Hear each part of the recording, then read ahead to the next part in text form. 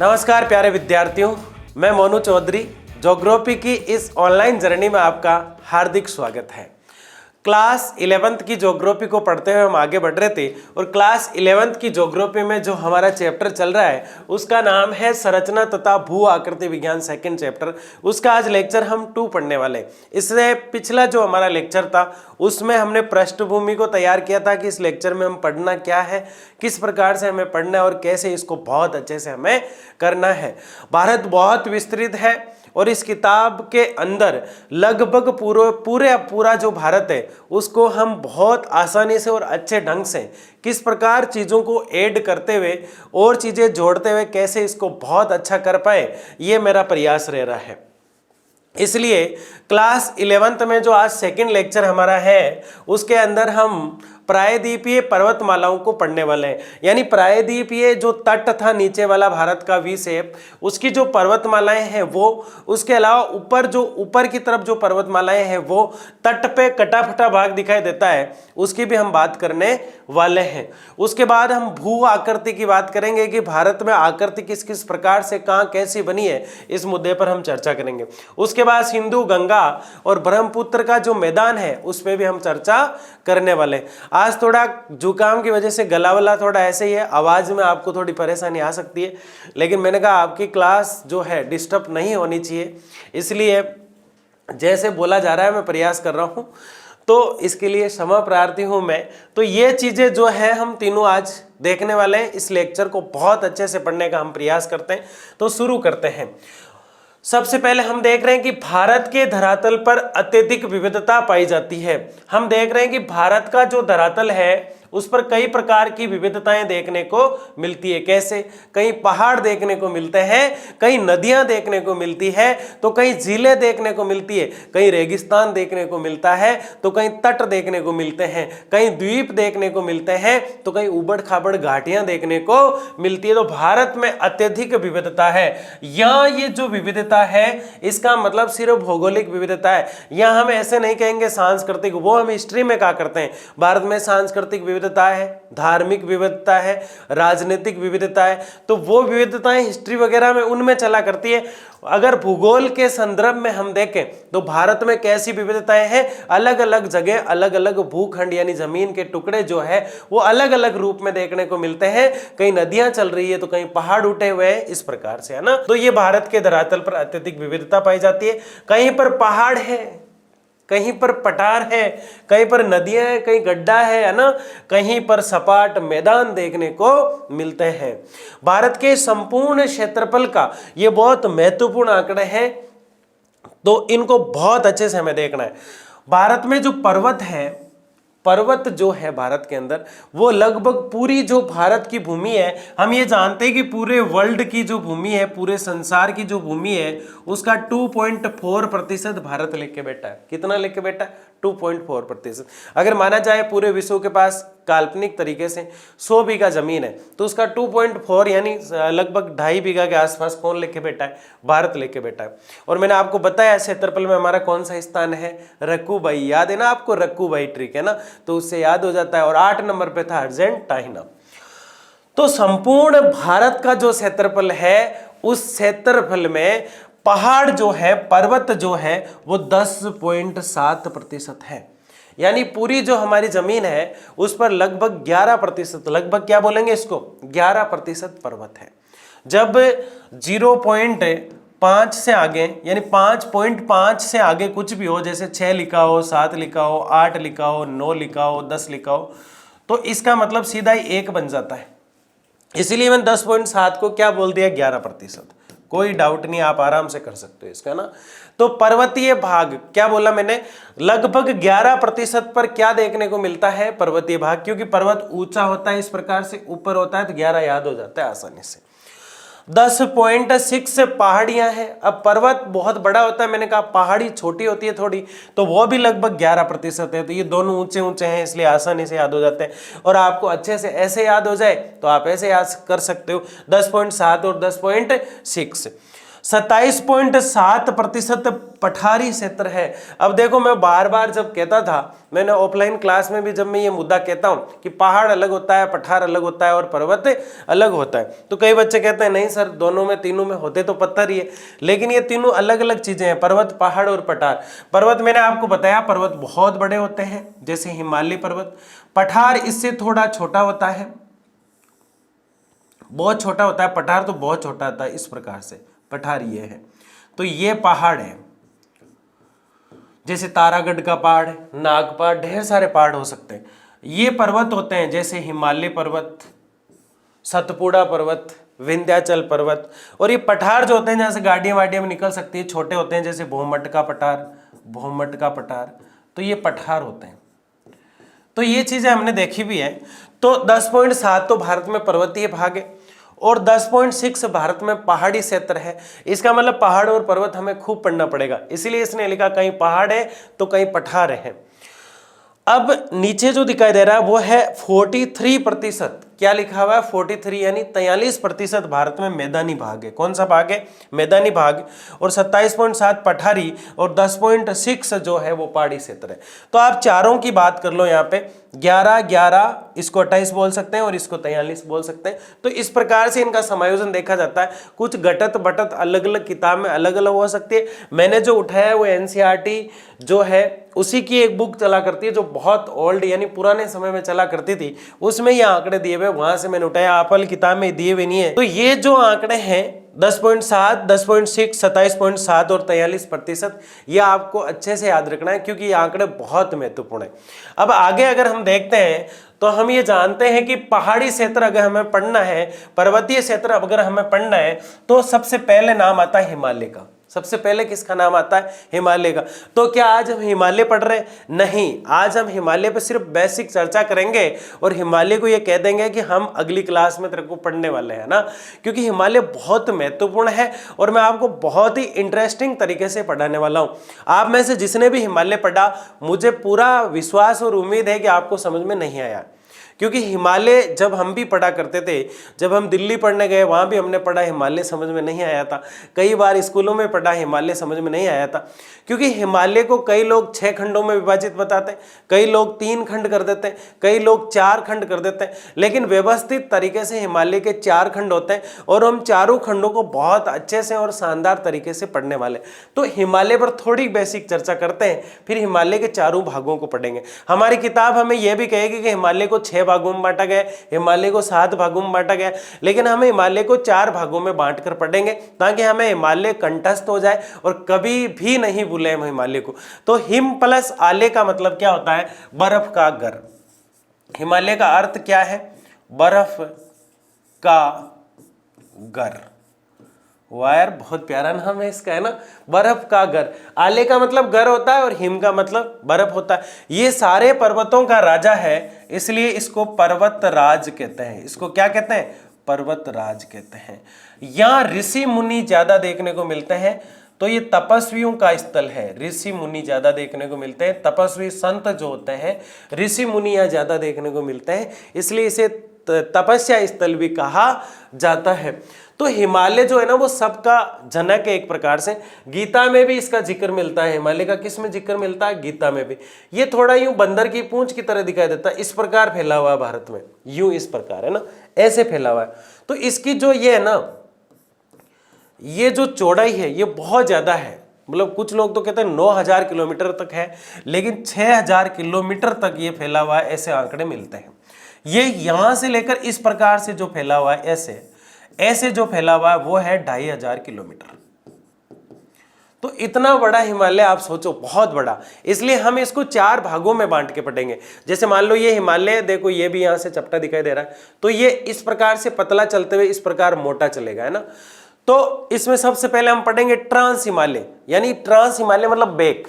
मेरा बैक आपको दिखाई नहीं दे रहा, मेरी पीठ दिखाई नहीं दे रही आपको, तो वो ट्रांस हिमालय, जो हिमालय का भाग हमें दिखाई नहीं देता भारत वालों को, वो कौन सा हिमालय? ट्रांस हिमालय। तो इसको बहुत आसानी से हम पढ़ने वाले हैं और मस्त वाले तरीके से हम पढ़ने वाले हैं। तो ट्रांस हिमालय उसे कहते हैं। 4 भागों में बांट देंगे इसको। एक आ जाएगा, जितनी भी जैसे हिमालय की जो पहाड़ियां होती है ना इस प्रकार से, उसको हम शिवालिक के नाम से जानते हैं, और कुछ लोग एक शिवालिक भाग भी बताते हैं हिमालय का, तो पहाड़ियों को शिवालिक पहाड़ियां कहा जाता है। हिमालय की पहाड़ियों को क्या कहा जाता है? शिवालिक पहाड़ियां। हिमालय जो है वो लगभग 7 देशों में फैला हुआ है।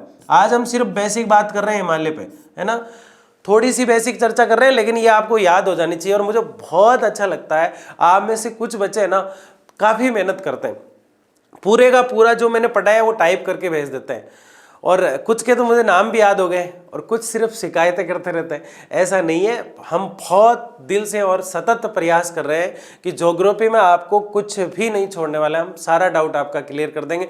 ज्योग्राफी नहीं, सारे सब्जेक्ट जो चल रहे हैं सारे मस्त होने वाले हैं, और मुझे पूरा भरोसा है कि आप बहुत शिद्दत से मेहनत कर रहे होंगे।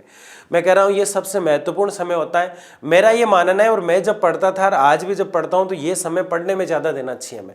नवंबर से लेकर फरवरी का जो समय होता है, इसके बीच का समय अभी चल रहा है, और ये सबसे महत्वपूर्ण समय इसलिए होता है क्योंकि इस समय सर्दी होती है, और सर्दी में बहुत अच्छी पढ़ाई होती है।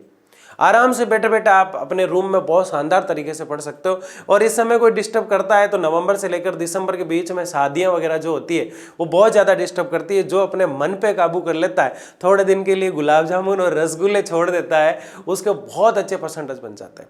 कई बच्चों को आप देखते हो, मैं जब पढ़ा करता था तो जब मैं 12th क्लास में था तो मेरे साथ एक सागर अरोड़ा नाम का विद्यार्थी पढ़ता था, और साथ ही पढ़ता था, मतलब मेरा तो सागर और मैं जब साथ पढ़ा करते थे तो हम दोनों में भयंकर कंपटीशन चलता था कि मैं सोचता था कि प्रथम स्थान मैं आऊँगा क्लास में, और वो सोचता था मैं आऊँगा, और भयंकर हमारे 1-2 नंबर का गैप हमेशा चलता रहता था।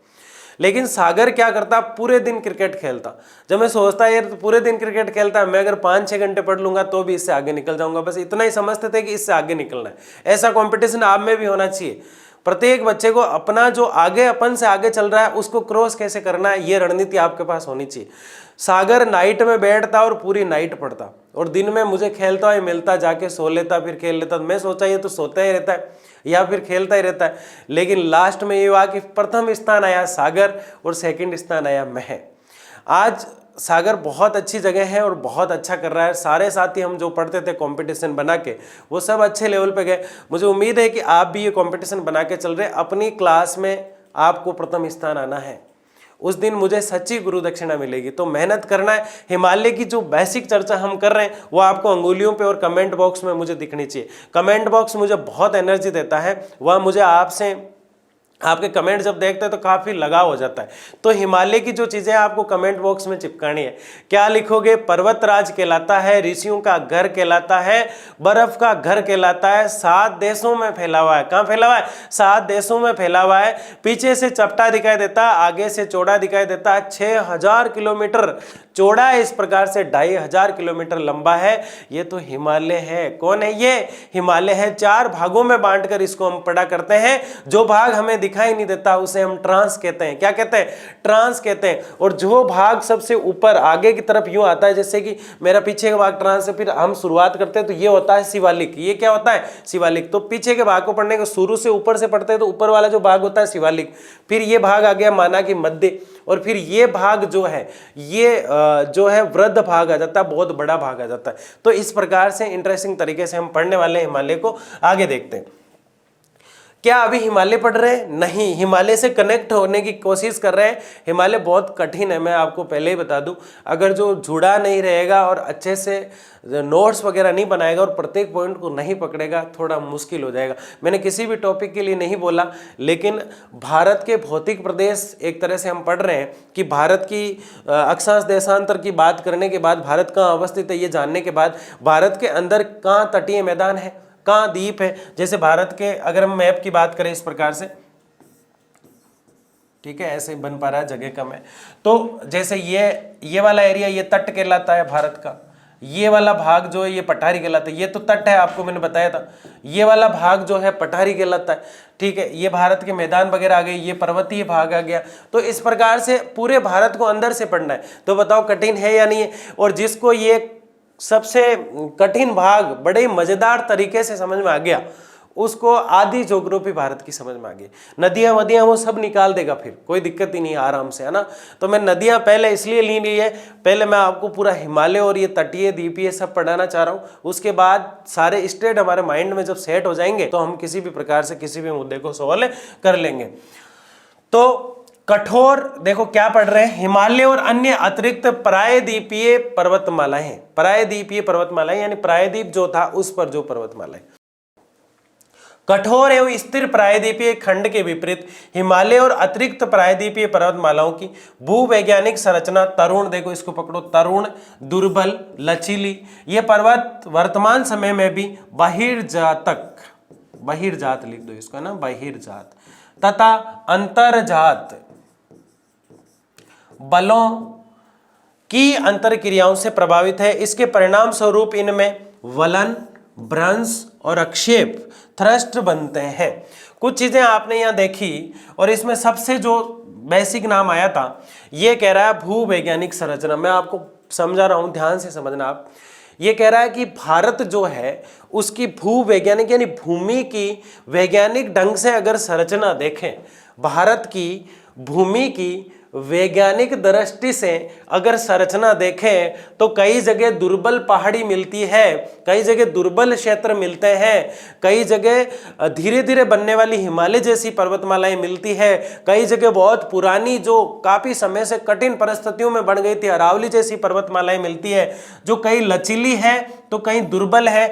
ये पर्वत वर्तमान समय में भी है। और ये बने कैसे, जब हम पेंजिया को पढ़ रहे थे, मैंने कहा चारों तरफ पानी था जिसे हम पैंतालासा कहते हैं। वेगनर क्या कह रहा है, वेगनर जो जलवायु वेता हुआ उस दूसरी वाली किताब में हमने पढ़ा था, वेगनर कह रहे हैं कि जो पानी था चारों तरफ पे, उस पानी को हम क्या कह रहे थे, उस पानी को हम पैंतालासा कह रहे थे। और बीच में बहुत बड़ी चट्टान, बहुत बड़ा पत्थर था जिसे सारे देश महासागर महासागर और महाद्वीप जो है वो तो पानी के रूप में बने, और जो बहुत बड़ी चट्टान थी उससे महाद्वीप बने। तो सात महाद्वीप जिससे बने, वो प्लेटें वगैरह जो साथ हम पढ़ा करते हैं, वो भी सारी चीजें जिससे टूट टूट कर बनी, जो कठोर भाग दिखाई देता है, ये सारी प्रक्रियाएं जो हुई है ये उसके पेंजिया के टूटने के कारण हुई है। और पेंजिया जब टूट गया तो आज भी भूकंप जैसी घटनाएं अंदर से होती है, ज्वालामुखी जैसी घटनाएं अंदर से होती है। तो अंदर से बल लगता है पृथ्वी का तो अंतर्जात बल होता है, और बाहर से जो बल लगता है वो बहिर्जात बल होता है। हमने पढ़ा ना, जब दाब बढ़ता है पृथ्वी का नीचे की तरफ और नीचे से ताप लगता है तो दाब बढ़ता है और ताप लगता है, तब कायंत्रित यानी रूप परिवर्तित हो जाता है चीज का, और वो कायंत्रित चट्टानें बन जाती है। पढ़ा था ना। तो पृथ्वी के अंदर भी कई तरह के बल लगा करते हैं जिससे भूकंप आते हैं, ज्वालामुखी आते हैं और पर्वतों का निर्माण हो जाता है। आपने देखा ना, ज्वालामुखी में जो मैग्मा बाहर निकला था वो बाहर आकर क्या बन गया था, लावा बन गया था। क्या बन गया था, लावा। और फिर से उससे क्या बन गई, चट्टानें बन गई, आग्नेय अवसादी जैसी कायंत्रित। तो ये अंतर्जात बल था, बाहर से जो दबाव लगता है वो बहिर्जात बल है। तो ये पर्वतों का कारण होता है। पर्वत जो है वो 33 सागर के अवशेष है। हमने पेंजिया को जब तोड़ा तो पेंजिया के दो भाग हो गए, एक लोरेशिया जिसे हम कहा करते थे, या गोंडवाना लैंड या अंगारा लैंड आप कह दो। तो एक अंगारा लैंड और एक गोंडवाना लैंड जो दो भाग टूटे थे, उसमें बीच का जो भाग मैंने आपको बताया था 33 सागर। कौन सा बताया था, 33 सागर के जो अवशेष है वो हिमालय जैसी पर्वत श्रृंखलाएं। हिमालय 33 सागर का अवशेष है। किसका है, 33 सागर का। तो बताओ अंतर्जात और बहिर्जात बल लगता है नहीं लगता है। अंतर्जात बल पृथ्वी के अंदर से लगता है और बहिर्जात ऊपर से लगता है। अंतर क्रियाओं से प्रभावित है, जितने भी पहाड़ पर्वत है सब इनसे प्रभावित है। इसके परिणाम स्वरूप इनमें वलन आ जाता है। अंदर से पृथ्वी में कोई क्रिया हुई या बाहर से कुछ घटनाएं घटी या बाहर से कुछ दबाव वगैरह पड़ा या अंदर की हलचल से बाहर की स्थिति अगर खराब होती है तो वलन आ जाता है। वलन का मतलब होता है मोड़दार। वलन का मतलब क्या होता है, मोड़दार। और एक शानदार चीज आगे आ रही है, भ्रंश। भ्रंश का मतलब क्या होता है लाडले, भ्रंश का मतलब होता है घाटी। और शेप, जो घाटी के बीच में क्षेत्र बना है उस शेप को नहीं, अक्षेप मतलब जो घाटी के बीच का पॉइंट है उसको कहते हैं। तो वलन, भ्रंश और शेप बने हैं और इन्हीं से पर्वतों का निर्माण हुआ है। आगे देखते हैं। इन पर्वतों की उत्पत्ति विवर्तनिक हलचलों से, अरे ये प्लेट विवर्तनिक है, प्लेटें आपस में टकराती है। इधर से स्कॉर्पियो आ रही थी और इधर से स्कॉर्पियो आ रही थी, और दोनों स्कॉर्पियो जब पास आई तो बीच में जो एकदम से दोनों स्कॉर्पियो के ब्रेक नहीं लग पाए और उस गति से, उस ऊर्जा से उन दोनों में एक्सीडेंट हो गया। एक्सीडेंट हुआ तो दोनों स्कॉर्पियो यूं ऊपर की तरफ उछली तो क्या हुआ, हलचल हुई कुछ। वैसे ही पृथ्वी के अंदर जो प्लेटें होती हैं, वो प्लेटें गति के कारण यूं पास आती है, टकराती है, टकरा के जब उछलती है तो भूकंप जैसी घटनाएं हो जाती है। और भूकंप जैसी घटनाओं से पहाड़ पर्वतों का भी जो है निर्माण हो जाता है। तो पृथ्वी की उत्पत्ति जो है विवर्तनिक की हलचलों से उत्पन्न होती है। देखो भ्रंश कैसे बने, पृथ्वी की हलचलों से। विवर्तनिकी से क्या बने, पर्वत जैसे कुछ क्षेत्र बने। तो अंदर जो घटनाएं होती है ना, अंतर्जात बल और बहिर्जात बल, उनसे ही भ्रंश यानी घाटियां बनती है, उनसे ही वलन यानी पर्वतों में वलन आता है और खुद पर्वत बनते हैं प्लेट विवर्तनिकी से। और भी प्यारी प्यारी चीजें आप देखिए जुड़ी है। तेज बहाव वाली नदियों से अपर्दित ये पर्वत अभी भी युवावस्था में है। नदियां चल रही है, उनके साथ जो अवशिष्ट आते हैं, कचरा आता है, वो धीरे धीरे इकट्ठा होता रहता है। और सालों नहीं, ज्योग्राफी में साल तो कोई मायने ही नहीं रखता, 100 साल 200 साल तो कोई मायने ही नहीं रखता। करोड़ों साल बाद वो पर्वतों के रूप में बन जाते हैं और वो युवा पर्वत कहलाते हैं। गोर्ज एक घाटी होती है। गोर्ज एक क्या होती है, गोर्ज एक घाटी होती है, तंग घाटी होती है, जिसके अंदर से नदी निकलती है। तंग घाटी मतलब छोटी सी घाटी जिसके अंदर से नदी निकला करती है। गोर्ज वी आकार की घाटियां हैं। सिप्रिकाओं का मतलब है तेज बहाव वाली नदी। एक ऐसी चट्टान या ऐसी घाटी है जहां से बहुत तेज बहाव में नदी आ रही है, वो सिप्रिकाएं कहलाती है। देखो कितने प्यारे प्यारे नाम आ रहे हैं, बड़े अच्छे अच्छे कॉन्सेप्ट आ रहे हैं। वलन क्या होता है गुरुजी, वलन होता है मोड़दार। भ्रंश क्या होता है, घाटी। अक्षेप क्या होता है, घाटी का बीच का पॉइंट। गोर्ज क्या होता है, गोर्ज जो है तंग है, तंग घाटी है, एक प्रकार से छोटी घाटी है, परेशानी वाली घाटी है। सिप्रिकाएं क्या होती है, तेज बहाव से, तेज टकराव से पानी आ रहा है नदी का, है ना। सिप्रिकाओं के रूप में जलप्रपात जहां पानी गिरता है वहां बना करते हैं इत्यादि इसके प्रमाण है। ये सब अंतर्जात और बहिर्जात बल से होता है।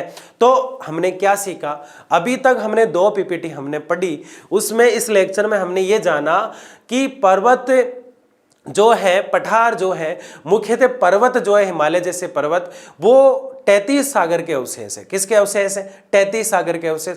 और 33 सागर के अवशेष इसलिए है क्योंकि गोंडवाना लैंड और अंगारा लैंड जब टूटे पैंजिया से अलग होकर, तो जो 33 सागर का अवशेष था वहां ये पर्वत बने। ये नदियों के बहाव के कारण बन सकता है, ये भ्रंश यानी घाटियों के कारण बन सकते हैं, ये वलन के रूप में भी दिखाई देते हैं, ये गोर्ज के रूप में भी दिखाई देते हैं, बीच में से नदी निकल रही है, साइडों में बढ़ते जाते हैं, भ्रंश के रूप में भी दिखाई देते हैं।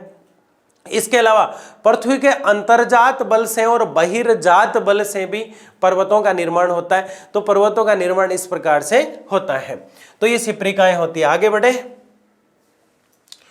भू आकृति यानी जमीनी आकृति की बात कर रहे हैं हम, भूमि की आकृति की बात करें, बहुत सिंपल टॉपिक है ना। किसी स्थान की भू आकृति उसकी संरचना, प्रक्रिया और विकास की अवस्था का परिणाम है। भारत में धरातलीय विभिन्नताएं बहुत महत्वपूर्ण है। इसके उत्तर में एक बड़े क्षेत्र में उबड़ खाबड़ स्थला करती है। भारत के उत्तर की तरफ आप देखो उबड़ खाबड़ स्थला करती है। भारत के उत्तर में क्या है, उबड़ खाबड़ स्थला करती है। बस इतनी सी बात थी, इसमें और कुछ भी नहीं था। महत्वपूर्ण पीपीटी हम पढ़ चुके हैं, इसके अलावा एक और महत्वपूर्ण आएगी। इसमें हिमालय पर्वत श्रृंखलाएं, हिमालय उत्तर में, हिमालय कहाँ है, उत्तर में 7 देशों में फैला हुआ है। कितने देशों में, 7 देशों में। उत्तराखंड, हमारा जो उत्तराखंड राज्य है उसने काफी कवर कर रखा है हिमालय को, है ना। तो हिमालय जो है कहाँ है, हिमालय 7 देशों में फैला हुआ है ना, जिसमें अनेकों चोटियां हैं, बहुत सारी चोटियां हैं। मैं तो कहता हूं विश्व की 100 चोटियां जो प्रमुख चोटियां हैं उसमें से लगभग 60-70 हिमालय अकेला ही लेके बैठा। बहुत महत्वपूर्ण चीज है ये। सुंदर घाटियां, सुंदर सुंदर घाटियां, कभी घूमने जाना आप। महाखंड है, महा का मतलब होता है बड़ा, माँ से बड़ा है कौन दुनिया में, लेकिन वो वाली माँ नहीं है यहाँ पे, है ना। महाखंड यानी बड़ा, महाद्वीप यानी बड़ा द्वीप, महाखंड यानी बड़ा खंड, बड़ा भूभाग, टूटा हुआ टुकड़ा, है ना। तो हिमालय बहुत बड़ा महाखंड है। दक्षिण भारत एक स्तर परंतु कटापटा पठार है। दक्षिण भारत ये नीचे वाला, ये वाला एरिया जो भारत का है, ये थोड़ा कटा फटा सा दिखाई देता है, कोई दिक्कत नहीं है।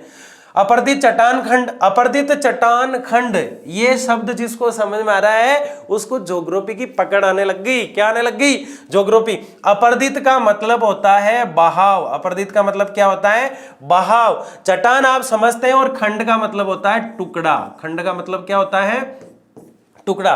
तो जो पत्थर है, उन जो बहाव आया है नदी का, उस बहाव के कारण जो टुकड़े टूट गए पत्थरों के, और कगारों की भरमार, कचरा जो था उसकी भरमार, इन दोनों के बीच उत्तर भारत का विशाल मैदान बन गया। मुख्यतः मैदान कैसे बना पता है? मैंने आपको कल बताया था, लेकिन फिर सुन लो, है ना। तो कुछ लोग क्या करते हैं, आधे बच्चे क्लास नहीं ले पाते, तो वो जहाँ छूटा है वहाँ से शुरू करने के बजाय पहले उसको कर लेते हैं। तो आप बैकलॉग जो है पीछे का छूटा है उसको भी कवर करते रहे, बहुत आसानी से। मैं तो कहता हूँ मेरी क्लास आप लेटे लेटे देखो, आपको समझ में आ जाएगी और आसानी से याद भी हो जाएगी। मैंने आपको कहा था कि भारत जो है अफ्रीका के साथ जुड़ा हुआ था, और अफ्रीका से जब भारत टूटा तो सीधा टकराया यूरेशिया से। किससे टकराया? यूरेशिया। यूरोप और एशिया दोनों एक हुआ करते थे। यूरेशिया से जब भारत टकराया तो टकराने के कारण जो ऐसे, जैसे ये यूरेशिया है और यहाँ से भारत आके यूं टकराया तो कुछ हिस्सा तो ऊपर उठ गया, कुछ नीचे की तरफ दब गया और कुछ यहाँ ही रह गया। तो यहाँ ही रह गया, वो तटीय बन गया। नीचे की तरफ जो बन गया वो मैदानी भाग के रूप में, और जो ऊपर चला गया वो पहाड़ी के रूप में हो गया। सबसे बड़ा लॉजिक यहाँ छुपा है, ठीक है ना। तो दोनों के बीच उत्तर भारत का विशाल मैदान है, ये हमने देख लिया। मोटे तौर पर भारत को निम्नलिखित भू आकृति खंडों में बांटा गया है। देखो भारत को इतने खंडों में बांटा गया है। कितने खंडों में बांटा गया है? सबसे पहले उत्तर तथा उत्तरी पूर्वी पर्वतमाला। सिर्फ बेसिक चीजें हैं ये कि भारत को कितने भागों में बांटा गया है। हम तो एक एक को डिटेल से पढ़ने वाले हैं, इसलिए समय लगेगा। क्या लगेगा? समय। लेकिन कोशिश हम ये करेंगे कि जल्दी से जल्दी कराए, है ना। तो उत्तर तथा उत्तरी पूर्वी पर्वतमाला, उत्तर तथा उत्तरी पूर्वी, जैसे माना जाए ये भारत का जो एरिया है इस प्रकार से, यहां पे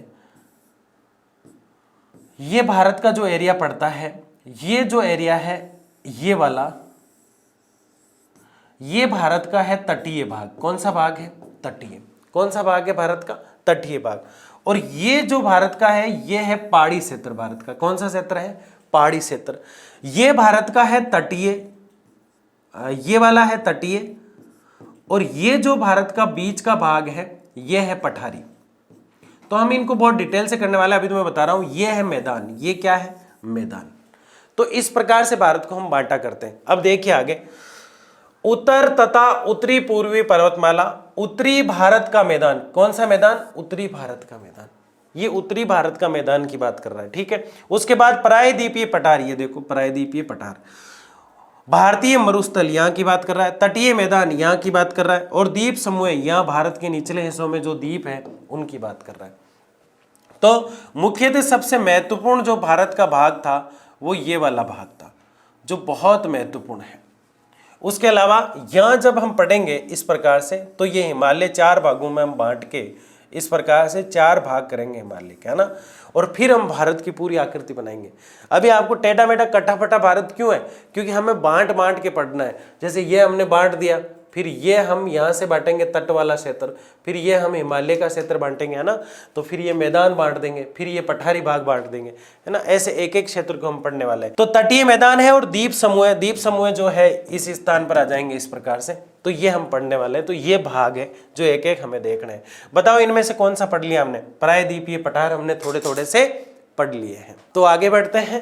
देखिए, उत्तर तथा उत्तरी पूर्वी पर्वतमाला, उत्तर तथा उत्तरी पूर्वी पर्वतमाला। उत्तर तथा उत्तरी पूर्वी पर्वतमाला में हिमालय पर्वत और उत्तरी पूर्वी पहाड़ियां शामिल है। यानी कौन आ रहा है उत्तरी पूर्वी में? हिमालय आ रहा है। कौन आ रहा है भाई? हिमालय। यानी हिमालय उत्तर में है भारत के, तो उत्तरी पूर्वी पहाड़ी में हिमालय आया सबसे पहले, ये हमने मान लिया। हिमालय में कई समांतर पर्वत श्रृंखलाएं, हिमालय अकेला नहीं है, उसके साथ ढेर सारे पर्वत है, ये भी हमारे समझ में आ गया। इसमें वृहद हिमालय, पार हिमालय, मध्य हिमालय, शिवालिक प्रमुख है। लेकिन हम इनको क्या बोलेंगे? ये लिख रहा है वृहद हिमालय, पार हिमालय, मध्य हिमालय और शिवालिक हिमालय। हम इसको बोलेंगे ट्रांस हिमालय। क्या बोलेंगे? ट्रांस हिमालय। उसके बाद शिवालिक वाला हिमालय, उसके बाद वृहद वाला और मध्य वाला और फिर वृहद वाला। हम 4 इस प्रकार से पढ़ने वाले हैं। उत्तरी पश्चिम भाग में हिमालय की ये श्रेणियां उत्तरी पश्चिम दिशा से दक्षिण पूर्व दिशा की ओर फैली हुई है। यानी हिमालय जो है उत्तर पश्चिम दिशा से, कहां से? उत्तर पश्चिम, ऊपर वाला हिस्सा उत्तर और फिर पश्चिम यानी इधर से ऐसे फैली हुई है, इस प्रकार से लेकर इस प्रकार से फैली हुई है और नीचे जाके पतला हो जाता है। देखो, उत्तर पश्चिम दक्षिण से, उत्तर पश्चिम दिशा से दक्षिण पूर्व की ओर फैली हुई है। यानी इस प्रकार से हिमालय देखो ऐसे है, इस प्रकार से यूं बड़ा, पहले बड़ा है फिर यूं छोटा होता जाता है इस प्रकार से, है ना, पूंछ की आकृति का, है ना। तो बताओ बैक में, पीठ पे कौन सा हिमालय जो दिखाई नहीं देता है? ट्रांस, है ना। और जो ऐसे दिखाई देता है शुरुआत में, शिवालिक, है ना। और जो बीच में दिखाई देता है यूं इस प्रकार से, वो मध्य वाला। और जो हमें यहाँ ऊपर जाके चोटी टाइप पढ़ना होता है वो कौन सा है? वृद्ध वाला, ठीक है ना। तो उसकी सबसे ऊंची चोटी कौन सी होगी? हिमालय की सबसे ऊंची चोटी कौन सी होगी? Mount Everest, 8,848 kilometre. कई जगह 50 लिखा होता है, लेकिन आपको क्या याद रखना है, जिसे सागर माता भी कहते हैं। हिमालय की सबसे ऊंची चोटी, यानी सबसे ऊंचा जो चोटी दिखाई देती है हिमालय की, उसको क्या कहते हैं? Mount Everest. कितनी ऊंचाई है? 8,848 मीटर। कमेंट में लिखना है ना। तो और फैली हुई है, यानी इस प्रकार से ये फैला हुआ। आगे बढ़ते हैं। दार्जिलिंग और सिक्किम, ये दो ऐसे क्षेत्र हैं, ये श्रेणियां पूर्व पश्चिम दिशा में फैली है, जबकि अरुणाचल प्रदेश में दक्षिण पश्चिम से उत्तर पश्चिम की ओर घूम जाती है, यानी थोड़ा यूं टेढ़ा मेढ़ा भी चलता है बीच में। मिजोरम, नागालैंड और मणिपुर में ये पहाड़ियां उत्तर दक्षिण दिशा में फैली हुई है। वृहत हिमालय श्रृंखला, जिसे केंद्रीय अक्षीय श्रेणी में भी कहा जाता है, पूर्व पश्चिम लंबाई लगभग 2500 किलोमीटर है तथा उत्तर से दक्षिण की लंबाई चौड़ाई 160 से 400 किलोमीटर के रूप में मानी जाती है। और 600 आपको याद रखना है, इतना बड़ा है ना। कहाँ की? 600 में पूरी बता रहा हूँ आपको, ये सिर्फ उत्तर से दक्षिण की लंबाई बता रहा है। तो हम इतना कंफ्यूजन क्रिएट नहीं करेंगे, आपकी किताब में लिखा हुआ था इसलिए मैंने यहाँ डाल दिया है। लेकिन हम पूरा जॉइंट पढ़ते हुए चलेंगे। बीच बीच के भागों को हम जब भी देखेंगे कि ट्रांस की कितनी है, फिर शिवालिक की कितनी है, फिर मध्य की कितनी है, फिर वृद्ध की कितनी है, वो हम देखेंगे। लेकिन यहाँ लिखा है 160 से 400 किलोमीटर। किसकी लिखी है? उत्तर दक्षिण में जो फैला हुआ है हिमालय, उसकी लंबाई। तो ये डिवाइडेशन कर देता है ढेर सारे। आगे देखते हैं। जैसा कि मानचित्र से स्पष्ट है, किससे स्पष्ट है? मानचित्र आपकी किताब में आपको देखना है। हिमालय भारतीय उपमहाद्वीप तथा मध्य एवं पूर्वी एशिया के देशों के बीच एक मजबूत लंबी है। क्या कह रहा है? हिमालय भारतीय उपमहाद्वीप तथा मध्य एवं पूर्वी एशिया के देशों के बीच, एशिया में लगभग 52-53 कंट्री है, इनमें सबसे बीच में कोई बैठा है तो हिमालय एक मजबूत लंबी दीवार के रूप में खड़ा है, दीवार के रूप में। जब हम इतिहास पढ़ते हैं, जब क्या कहते हैं, भारतीय लोग अपनी संस्कृति का प्रचार करने के लिए उत्तर में हिमालय से पार चले गए, दक्षिण में समुद्रों से पार चले गए, है ना। तो हिमालय से पार जाना बहुत बड़ी बात होती है। क्या आप भारतीय उपमहाद्वीप के देशों के नाम बता सकते हैं? ये मैंने आपके लिए लिखा है। भारतीय उपमहाद्वीप में कितने देश हैं, क्या आप नाम बता सकते हैं?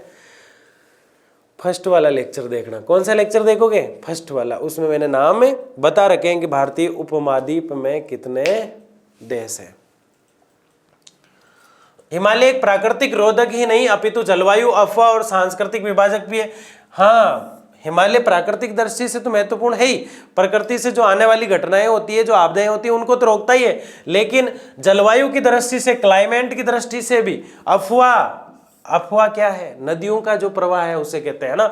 ये वो वाली अफवाह नहीं है ना, खबर फैल गई है ना, खबर फैल गई कि ऐसा हुआ, इसकी सरकार बनने वाली है ना, ऐसा वाला नहीं है। सांस्कृतिक विभाजक भी है। क्या आप दक्षिणी एशिया के देशों के भू पर्यावरण पर हिमालय के प्रभाव बता सकते हैं? क्या आप दुनिया में हिमालय जैसा भू पर्यावरण विभाजक ढूंढ सकते हैं? ये आपके लिए क्वेश्चन छोड़ रहा हूं मैं आज। क्या हिमालय जैसा कोई और है? मिल सकता है, ढूंढ के बताना। अब आधे लोग लिखेंगे सतपुड़ा है सर, आधे लोग लिखेंगे विंध्याचल पर्वत भी तो है सर। तो पर्यावरण विभाजक ढूंढ सकते हैं, ऐसे कई आपको देखने को मिल जाते हैं। हिमालय पर्वतमाला में भी अनेक क्षेत्रीय भिन्नताएं हैं। ऊंचावच कई जगह से ऊंचा, छोटा, मोटा दिखाई देता है। पर्वत श्रेणियां, संरेखण और दूसरी भू आकृतियों के आधार पर हिमालय को निम्नलिखित उपखंडों में विभाजित किया जाता है। हमारी किताब ऐसे खंड बांटती है।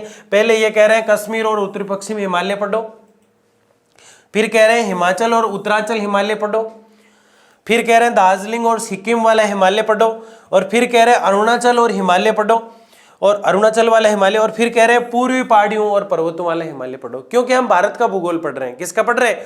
तो स्टेट के हिसाब से, जहां से जो स्टेट हमारा टच हो रहा है, जहां कश्मीर टच हो रहा है तो कश्मीर वाला पढ़ लो। फिर जहां जहां से हिमाचल और उत्तरांचल टच हो रहा है वहां से पढ़ो। दार्जिलिंग और सिक्किम जहां टच हो रहे हैं हिमालय से, उसको पढ़ो। फिर अरुणाचल जहां से टच हो रहा है वहां से पढ़ो। लेकिन इन्हें पढ़ने से मुझे ये तो समझ में आ गया कि ये चीजें तो हमें याद हो जाती है कि हिमालय वास्तव में इन से तो टच होता ही है भारत में, इतनी सी बात है। उसके अलावा हम कितने खंड करेंगे हिमालय के? 4 खंड करेंगे। कितने करेंगे? 4। हम इतने 5-6 नहीं करने वाले हैं, 4 और बहुत आसान वाला खंड हम करने वाले हैं। आगे देखिए। अब देखो सीधा क्या ले लिया मैंने, सिंधु, गंगा, ब्रह्मपुत्र मैदान। पता है हिमालय को आगे कंटिन्यू क्यों नहीं किया? क्योंकि हिमालय पूरा एक ही लेक्चर में चलेगा बेसिक तरीके से, है ना। उसमें मैं आपको मैपिंग द्वारा सारी चीज़ें बताऊंगा, ये यहाँ से यहाँ तक होता है, यहाँ से यहाँ तक होता है, और बेसिक चर्चा जो मैंने कही है आपको, वो आपको आज ही याद हो जानी चाहिए ताकि आगे हिमालय याद आए और आसानी से समझ में आ जाए, है ना। तो गंगा, ब्रह्मपुत्र और ये सिंधु जो है इसका मैदान है। भारत तटीय भूवैज्ञानिक खंड सिंधु, गंगा और ब्रह्मपुत्र नदियों का मैदान है। भारत किसका मैदान है? ब्रह्मपुत्र नदियों का मैदान है। भारत के अंदर ये नदियां महत्वपूर्ण है। मूलतः हालांकि सिंधु अब देखने को नहीं मिलती है। मूलतः ये एक भू अभिनीत ग्रत है। ग्रत मतलब खड्डा होता है जो भूमि से बना हुआ है, जिसका निर्माण मुख्य रूप से हिमालय पर्वत निर्माण प्रक्रिया के तीसरे चरण में लगभग 6.4 करोड़ वर्ष पहले हुआ था। तब इसे हिमालय और प्रायद्वीप से निकलने वाली नदियां अपने साथ लाए हुए अवसादों से पाट रखती है या पाट रही है।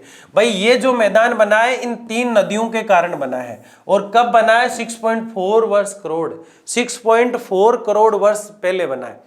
यानी इसमें हम क्या देख रहे हैं? इसमें हम कोई नदी वदी की बात नहीं कर रहे हैं, हम सिर्फ ये कह रहे हैं ये 3 नदियां जो है इनके साथ जो कचरा आया था, उस कचरे से जो मैदान बना, उस कचरे से जो समतल भूमि बनी, और नदियां जब सूख गई, सिंधु जैसी नदियां जब लुप्त हो गई, तो वो जो भूमि रह गई सूखने के बाद उसको सिंधु, गंगा और ब्रह्मपुत्र मैदान कहते हैं। बस इतनी सी बात याद रखना। आपको एक पैराग्राफ दिया हुआ है, जैसे किताब खोलोगे दूसरे पेज या तीसरे पेज में, दूसरे लेक्चर के दूसरे तीसरे पेज में, है ना, तो वहां पे आप सिंधु, गंगा और ब्रह्मपुत्र मैदान देखोगे तो वहां कुछ पल्ले नहीं पड़ता है, समझ में नहीं आता है ना। तो कुछ नहीं करना है, वो सिर्फ इतनी सी बात है, पूरा इतना बड़ा पैराग्राफ, उसमें वो यही कह रहा है कि सिंधु, गंगा और ब्रह्मपुत्र जैसी नदियां आई और उसमें से कुछ सूख गई, कुछ क्षेत्र खाली हो गया। जो खाली क्षेत्र हुआ वो मैदान बन गए, और वो जो नदियां आई थी वो अवसाद यानी कचरा लेकर आई थी, वो कचरा भी वहां फैल गया। कुछ कीमती मिट्टी, उपजाऊ मिट्टी भी लेकर आई, जलोढ़ या काली मिट्टी जिसे हम कह सकते हैं, या कोई भी लेटेराइट मिट्टी वगैरह कोई भी मिट्टी हो सकता है, उससे वो क्षेत्र बना, और उससे वो क्षेत्र बनने से वो मैदान कहलाए, वर्ष हुआ, है ना। तब से इसे हिमालय और प्रायद्वीप से निकलने वाली नदियां अपने साथ लाए हुए अवसादों से पाट रही है, मतलब क्षेत्र को बता रही है। इन मैदानों में जलोढ़ की औसत, क्या बात है, मेरे दिल की बात सुन ली इसने, जलोढ़ मिट्टी लेके आई थी। कौन सी मिट्टी लेके आई? क्योंकि सबसे उपजाऊ मिट्टी होती है जलोढ़, काली मिट्टी और जलोढ़ मिट्टी कपास वगैरह के लिए बहुत शानदार होती है। बताओ भारत कपास में नंबर 1 था या नहीं था? भारत मसालों में नंबर 1 था या नहीं था? भारत लोहे में नंबर 1 था नहीं था? इन सब में नंबर 1 था भारत, है ना। 1000 से, गहराई क्या है इनकी? 1000 से 2000 मीटर है। ऊपर लिखित वृत्तांत से पता चलता है, वृत्तांत का मतलब कहानी जो पढ़ी है हमने, एक तरह से पता चलता है कि भारत के विभिन्न देश क्षेत्रों की भूवैज्ञानिक संरचना में महत्वपूर्ण अंतर है। भारत के भूवैज्ञानिक संरचना जो है भाई, इतनी हमने रामायण जब पढ़ी है इतनी देर से, तब हमें यह तो पता चल गया कि भारत की भूवैज्ञानिक यानी वैज्ञानिकों के आधार पर या भूगोलवेताओं के आधार पर भूगोल की जो संरचना या भारत की भूमि की जो संरचना है वो एक जैसी नहीं है। कहीं द्वीप देखने को मिलते हैं, कहीं द्वीप है तो कहीं मैदान है, कहीं तटीय भाग है तो कहीं पठार है, कहीं नदियां हैं तो कहीं सागर है ना, कहीं शायरियां हैं तो कहीं दोहे मिलते हैं कबीर के, है ना। तो इस प्रकार से मामला है। इसके कारण दूसरे पक्ष जैसे धरातल और भू आकृतियों पर दूरगामी प्रभाव पड़ता है। भारतीय उपमहाद्वीप में भूवैज्ञानिक और भू आकृतिक प्रक्रियाओं का यहाँ की भू आकृति और ऊंचाई पर महत्वपूर्ण प्रभाव पाया जाता है। यानी यही गा रहा है अभी तक, ये यही सॉन्ग अभी तक रिपीट कर रहा है बार बार कि भारत में बहुत कुछ चेंज देखने को मिलता है, भारत में सब कुछ अलग है ना। कहीं द्वीप है तो कहीं महासागर है तो कहीं झीलें है। तो बताइएगा आज का लेक्चर कैसा था, आपको कैसा लगा। और शुरू में मुझे भी लगा कि मैं आज पढ़ा नहीं पाऊंगा क्योंकि गला वाला थोड़ा तबीयत ऐसे ही थी, लेकिन आप लोगों को यूं शिद्दत से लगे हुए देखकर मुझे बहुत एनर्जी मिलते हैं और मिलते हैं अगले लेक्चर में।